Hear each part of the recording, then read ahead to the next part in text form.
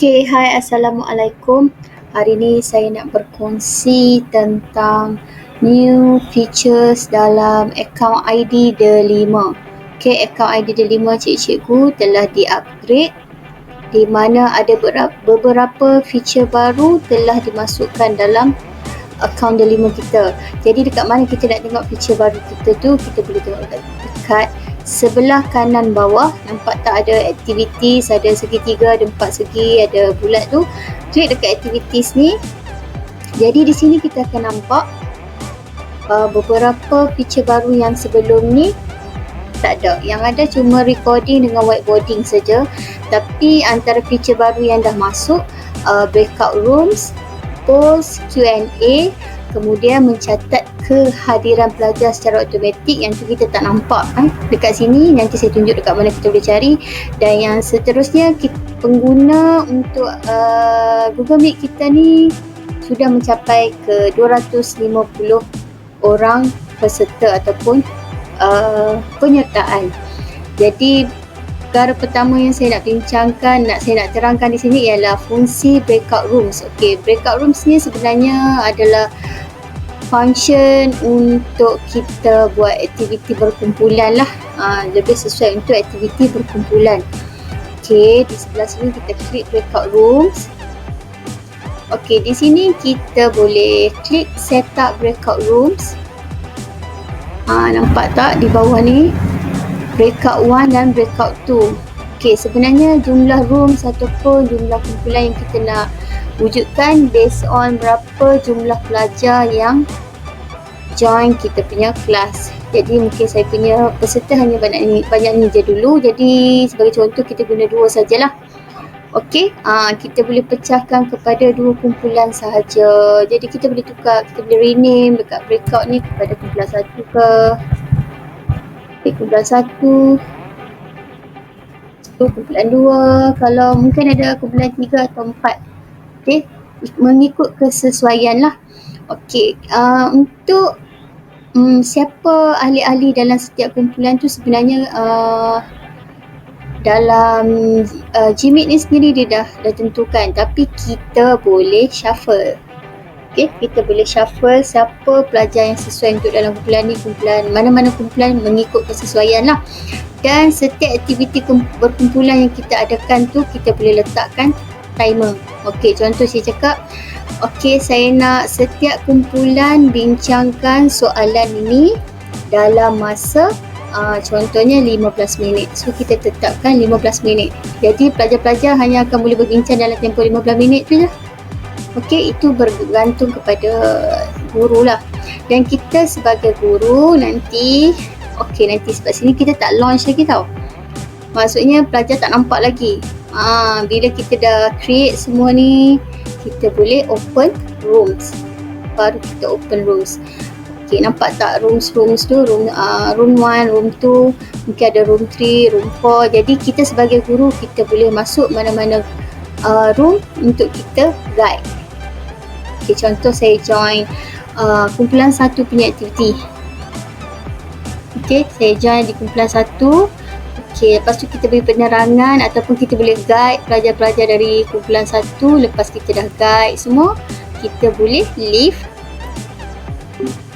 Kemudian kita kembali kepada main call ataupun main room, masuk kepada kumpulan 2 dan seterusnya. Okey, untuk kita memberi bimbingan kepada setiap kumpulan. Jadi tadi kalau kita set up masa, dia akan berhenti sendiri. Tapi kalau rasa-rasa kita tak nak set up masa, kita boleh close room. Okey, kita tanya setiap kumpulan, okey semua dah siap ke untuk dibentangkan sebentar lagi dalam main room? Okey, kalau semua dah siap, jadi kita boleh close room. Okey, kita boleh close room. Okey, lepas kita dah close room, semua akan kembali kepada main room. Okey, tadi tu adalah fungsi feature bagi breakout room. Seterusnya kita tengok feature bagi polls. Okey, polls ni kita klik kat polls, kita tekan start a poll. Okey, polls ni mungkinlah kita boleh tanya siapa, contohnya sihat adakah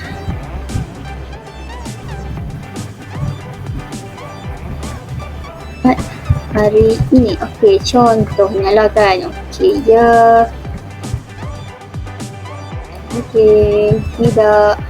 Kalau kita nak tambah add option pun mungkin boleh. Okey, tidak pasti. Kalau dia tak pasti kan, dia sihat ke, dia tak sihat ke kan. Contoh soalan ni sesuai ya dan tidak. Tapi contoh kalau kita nak tambah lagi apa-apa option. Okey, soalan ni soalan bagi post ni kita boleh create awal sebelum pelajar-pelajar masuk. Jadi kita savekan dulu.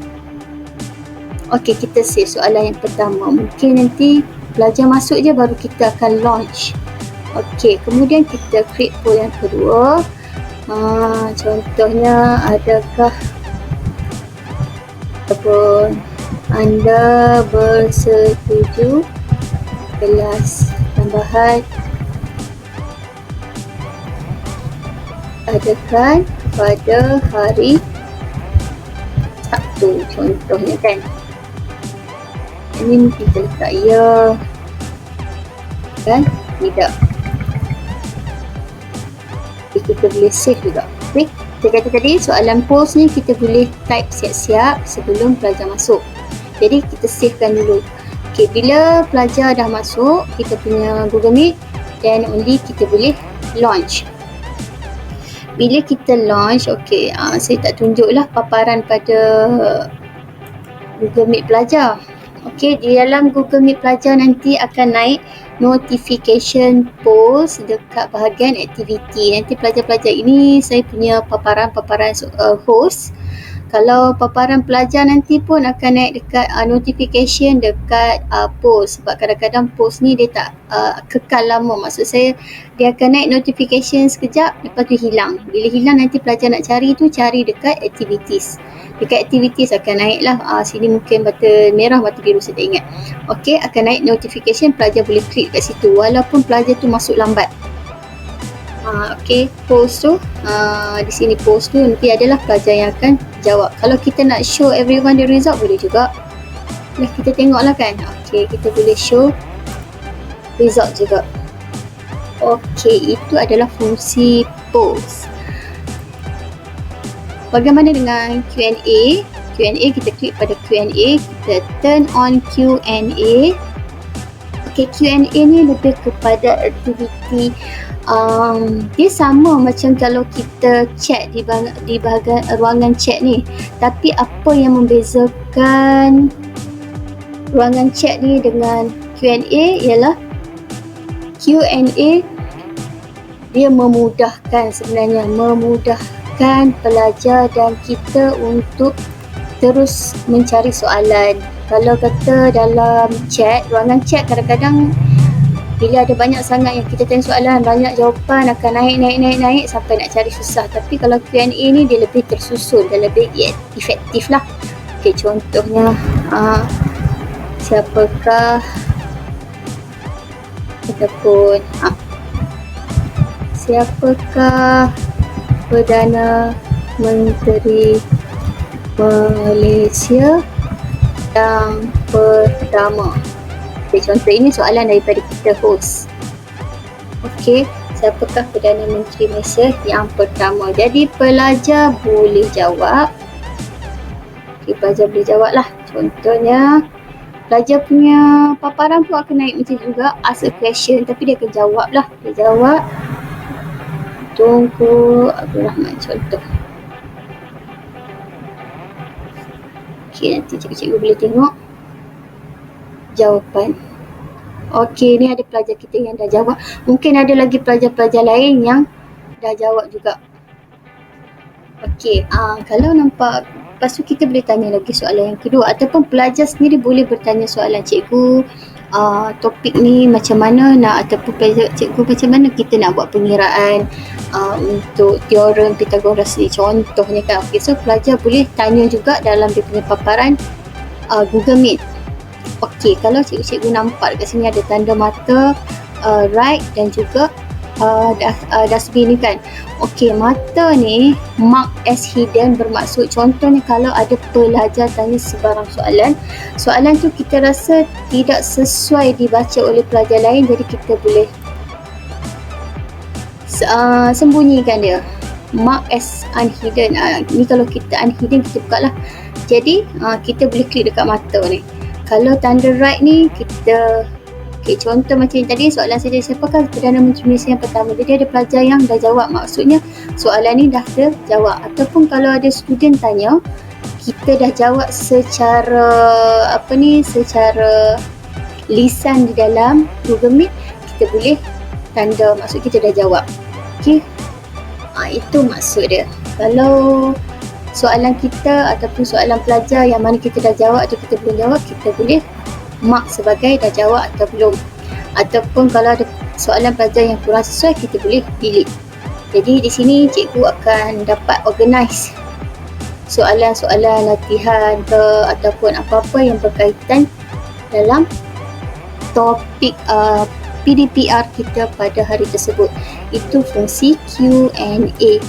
Okey, saya rasa recording dan whiteboarding ni tak perlu kot saya nak explain sebab yang ni memang feature yang sedia ada di dalam Google Meet.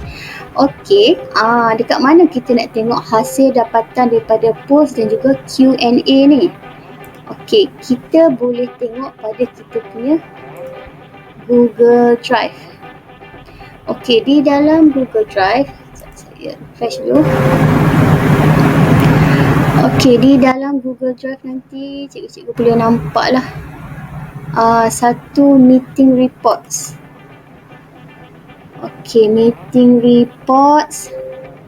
Okey, mungkin tak masuk lagi sebab tadi baru buat je kan. Sebab tu saya refresh. Okey, kalau tak ada dalam meeting reports ni, kita boleh check lagi satu dalam kita punya email. Dalam email ada, dalam report pun ada. Okey, mungkin tak masuk lagi.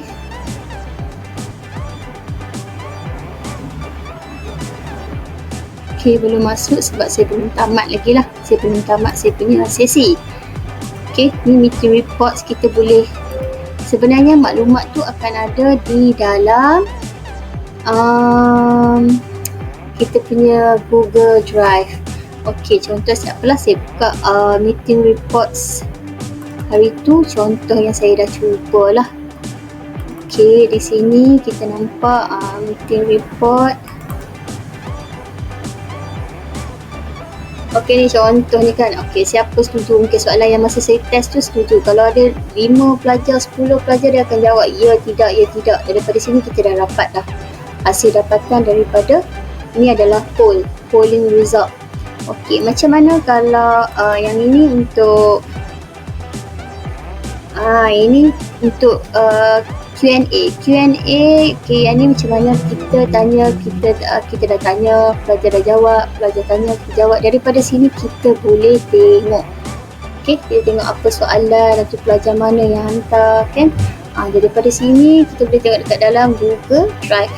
Okey, akan ada report selepas kita tamat kelas. Okey, biasanya lepas kita tamat kelas akan ada report di dalam Google Drive ataupun di dalam email. Sekarang ni email saya tak ada lagi sebab saya tak tamatkan lagi Google Meet saya. Dan juga yang saya kata tadi, mana dalam email? Okey, dalam email contohnya akan ada senarai nama kehadiran. Okey, ini question. Ni question and polling. Yang ni saya cakap dia akan keluar dekat dalam email ada, dalam Google Drive pun ada. Tentang kehadiran.